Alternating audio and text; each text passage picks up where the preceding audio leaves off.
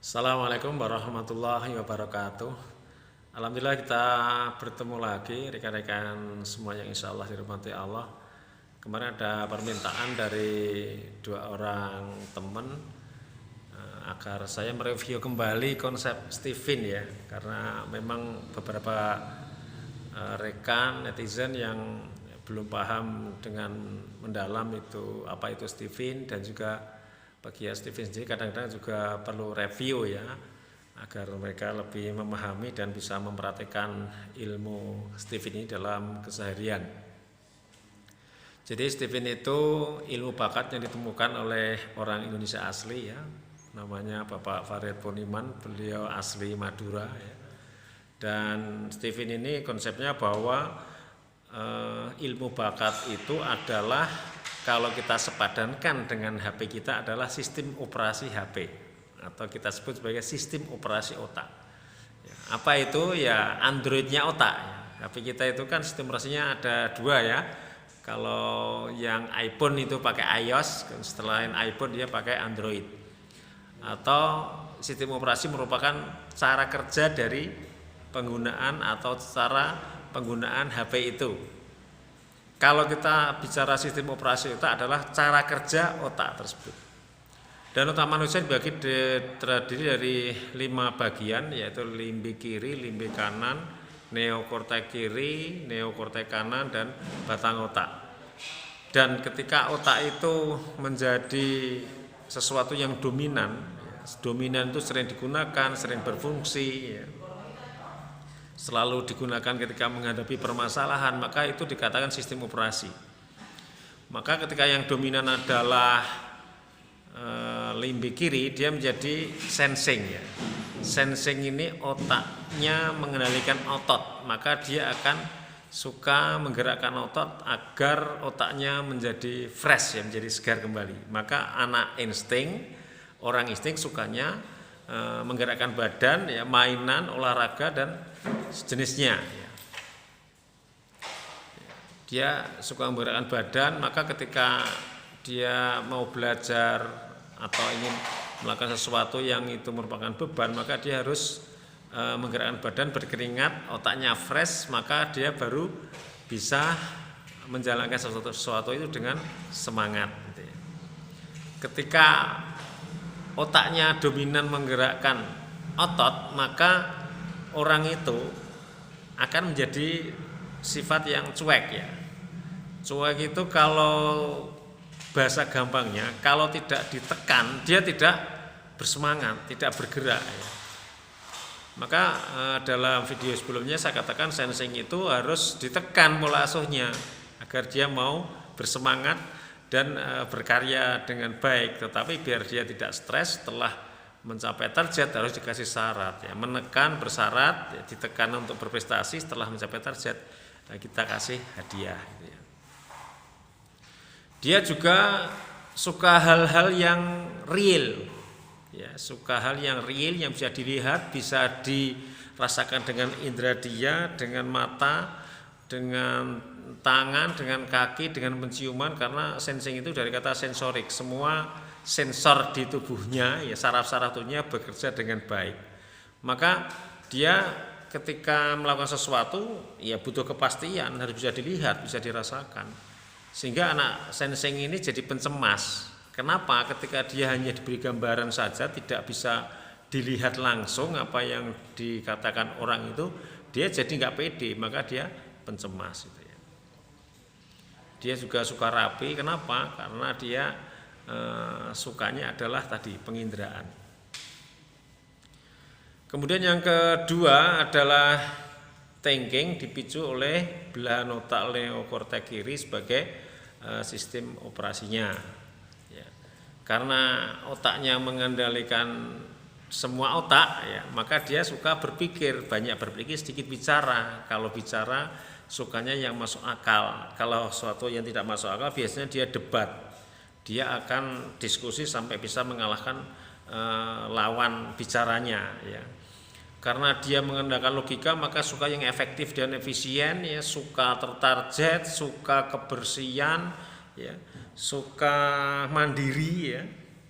itu adalah semua karakter yang dipicu oleh thinking yang logis ya, yang masuk akal. Kemudian dia termasuk orang yang serius. Kenapa? Semua dipikir. Segala sesuatu dia pikir dan ingin dia selesaikan saat itu juga. Beberapa pekerjaan akhirnya biasanya ketika pekerjaan itu tidak selesai dia jadi pusing sendiri, maka penyakitnya nanti thinking itu ya migrain, vertigo kayak gitu ya. Obatnya apa untuk pencegahan? Ya harus banyak rekreasinya thinking itu beternak, berkebun atau traveling ya, jalan-jalan motor, naik mobil itu ya. Thinking itu otaknya mengendalikan semua otak, organ terkuatnya ginjal ya. Ginjal itu tugasnya kan menyaring darah. Ketika dia sedikit minum, dan aslinya orang thinking itu dia sedikit minum. Ketika dia sedikit minum, maka dia nanti penyakitnya adalah ya ginjalnya akan kena ya. Kenapa thinking sedikit minum? Karena memang ginjalnya kuat, hanya dengan sedikit minum darah yang tersaring di ginjal bisa maksimal, kemudian dikirim ke otak yang sebelumnya diberi oksigen di paru-paru, dia bisa bertahan lama dalam berkonsentrasi atau memikirkan sesuatu. Tapi kalau dalam waktu lama dia minumnya sedikit, maka dia akan terkena penyakit ginjal. Maaf ada yang kelewatan tadi, untuk sensing itu otaknya mengendalikan otot, organ terkuatnya perut ya. Jadi cara kerja tubuhnya makan kenyang ya, pakai karbohidrat yang banyak mengandung karbo, kemudian menggerakkan badan, otaknya fresh, siap belajar atau bekerja. Maka sensing ketika usia di atas 30 tahun dia kurang olahraga yang membakar karbo, tetapi masih terlalu banyak makan yang mengandung ya tepung, nasi, karbohidrat intinya ya, maka nanti penyakitnya biasanya adalah diabetes. Yang ketiga, neokortex kanan akan menghasilkan orang intuiting. Intuiting itu otaknya mengendalikan perut, organ terkuatnya saraf. Cara kerja tubuhnya, maka dia makan jangan terlalu kenyang. Kalau dia terlalu kenyang, dia nggak fresh otaknya ya, maka dia akan tidak muncul ide-idenya, karena intuiting memang adalah orang yang kreatif. Jadi gini rekan-rekan ya, ketika intuiting makan tidak terlalu kenyang, perutnya akan kontraksi. Kalau kekenyangan kan tidak kontraksi, biasanya dia ngantuk. Hampir 100% anak intuiting yang saya tanya atau orang intuiting ketika terlalu kenyang dia ngantuk. Itu ciri khas dari intuiting. Ketika dia tidak terlalu kenyang, perutnya berkontraksi, menjadikan otaknya fresh, otak memerintah saraf untuk memproduksi ide-ide. Maka untuk bisa belajar dan bekerja dengan baik, intuiting harus ya makan sedikit, syukur banyak puasa. Kalau makan jangan terlalu kenyang ya. Dia anaknya usil. Kenapa usil? Biasanya karena tidak tersalur bakatnya, suka cerita yang inspiratif ya, suka perfect ya, karena dia orang seni, sukanya ya kalau mengasih sesuatu harus sempurna, kalau nggak sempurna dia nggak puas itu. Orangnya pede ya, karena memang orang seni kan harus pede ketika menciptakan hal-hal yang baru.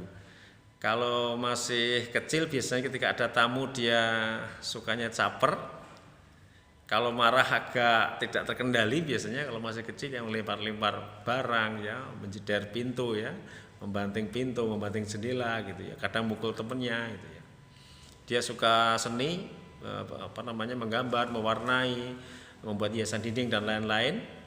Dan dia keras kepala. Kenapa keras kepala? Karena intuiting itu kelebihannya adalah paling pinter menyederhanakan masalah. Nah, ketika dia seperti itu maka merasa dia lebih pintar dari temannya, sehingga karakter dasar dari intuiting diantaranya dia menjadi orang yang sombong ya, cenderung sombong dan keras kepala, sulit dinasihati. Dia pelupa karena memang intuiting suka merancang masa depan. Orang yang suka merancang masa depan biasanya dia untuk hal-hal teknis harian dia jadi pelupa, tidak mau ditekan dan gengsinya tinggi ya. Itu karakter intuiting. Yang keempat, feeling dipicu oleh neokortex limbik kanan, otaknya mengendalikan paru-paru, organ terkuatnya juga paru-paru. Nanti penyakitnya juga paru-paru. Maaf ada yang kelewatan tadi. Intuiting yang sering terjadi adalah dia sakit di perut, yaitu MAH. Karena apa?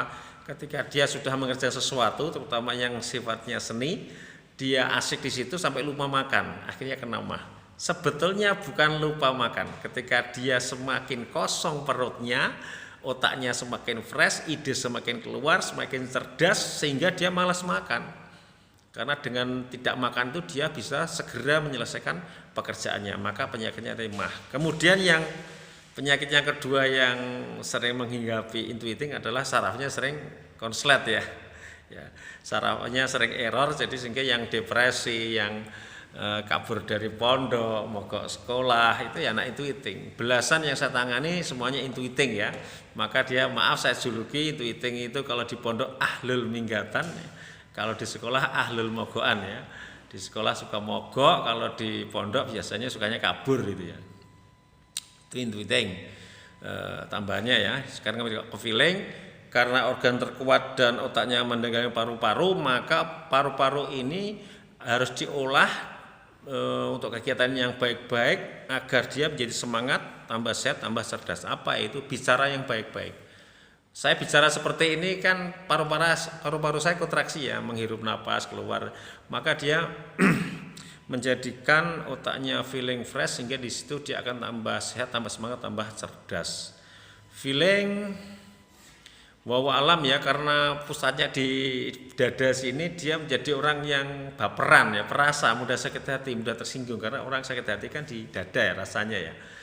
Ya dia orangnya suka bicara dan malas mikir ya, malas kegiatan fisik juga, karena dia suka bicara ya orangnya santai, bekerja santai, belajar santai gitu ya. Intinya adalah dia mengandalkan bicara, tetapi di balik kekurangannya yang terlalu santai itu, dia lebih dewasa dari usianya. Kalau bicara ya masih kecil, masih SD, masih TK, biasanya bicaranya seperti orang dewasa ya. Suka memimpin juga, karena memang feeling ini bakatnya, maaf, jadi pucuk pimpinan ya. Dia pemalas kan, berarti ya dia harus menduduki pucuk pimpinan. Tapi nanti dalam video selanjutnya, ketika mental feeling sudah positif ya, dia tidak harus jadi pemimpin terus, dia tidak harus dia yang mengarahkan, dia harus mau juga diarahkan ya, dan juga dia harus mau pekerjaan teknis. Itu nanti setelah mental positifnya dimunculkan. Yang terakhir, batang otak itu menjadikan dia anak atau orang insting, otaknya mengendalikan jantung, organ keluarnya jantung, maka dia akan tambah sehat, tambah semangat atau cerdas kalau jantungnya diolah agar berdegup kencang, uji adrenalin ya. Maka anak insting ini sukanya kegiatan yang serba cepat, serba mendadak, spontan ya, suka manjat-manjat ya, naik pohon, manjat pagar, kemudian kadang sampai saya genting ke rumah ya. Kemudian kalau masih kecil ya naik kursi loncat, naik meja loncat, kadang sampai naik almari kemudian loncat ya, dan seterusnya. Karena dia suka mengandalkan jantungnya berdegup kencang, maka misalnya dia pendekatan ke teman dalam konteks yang sejenis ya, mendekati teman, dia kayak sulit didekati temannya, dia berdegup kencang jantungnya, dia jadi semangat, tertarik setelah dekat ya, tidak menarik lagi, tidak tertantang, jantungnya berdegup kencang, maka dia pindah ke teman yang lain. Demikian seterusnya, sehingga dia temannya banyak. Maka kalau ada insting yang temannya sedikit, itu berarti bermasalah ya. Insting suka tertantang, jantungnya berdegup kencang ketika diberi pekerjaan baru. Setelah bisa, dia merasa bosan ya, tidak menantang, jantung tidak berdegup kencang, dia bosan, pindah pekerjaan dua karena mengandung tantangan, jantungnya berdegup kencang, dia semangat, setelah bisa tidak menantang lagi, jantung tidak berdegup kencang, dia bosan, pindah pekerjaan yang lainnya lagi, sehingga orang insting itu menjadi serba bisa. Tapi kelemahannya serba nanggung ya. Insting berarti suka nimbrung, karena dia tertantang untuk menambah teman, suka kepo ya, tidak suka bising, tidak suka ditekan ya, dia tidak fokus dan tidak tuntas, dan ini harus disembuhkan ya. Indikator insting yang mental positif adalah bisa fokus dan tuntas dalam mengerjakan sesuatu, mudah marah ya. Kenapa marah? Karena marah itu membuat jantung berdegup kencang, dia senang. Mudah marah tapi sejatinya dia itu baik hati, sehingga mudah marah tapi mudah reda ya. Suka mendengar musik ya. Kalau dia sudah tercelup oleh Islam ya berarti sukanya nanti nasyid atau murotal ya. Suka manjat-manjat waktu kecil dan dermawan dia, empatinya sangat tinggi, kadang ngasih uang ke orang itu semua uangnya dikasihkan, itu ciri-ciri insting yang lain. Mudah terpengaruh juga, jadi dia tidak suka menjadi pemimpin. Demikian penjelasan ringkas dari 5 mesin kecerdasan atau 5 MK yang dipicu oleh 5 belahan otak, yang mana ketika salah satu menjadi yang dominan itu menjadi sistem operasi otak yang bersangkutan, dan itu menjadikan seseorang itu menjadi apa yang dipicu oleh belahan otak yang dominan tadi. Demikian sedikit penjelasan saya tentang MK. Nanti lain waktu akan saya jelaskan juga tentang personality genetik gitu. MK nanti kita turunkan ada tambahan introvert ekstrovertnya menjadi kepribadian alami. Insya Allah waktu akan saya jelaskan. Demikian dari saya. Assalamualaikum warahmatullahi wabarakatuh.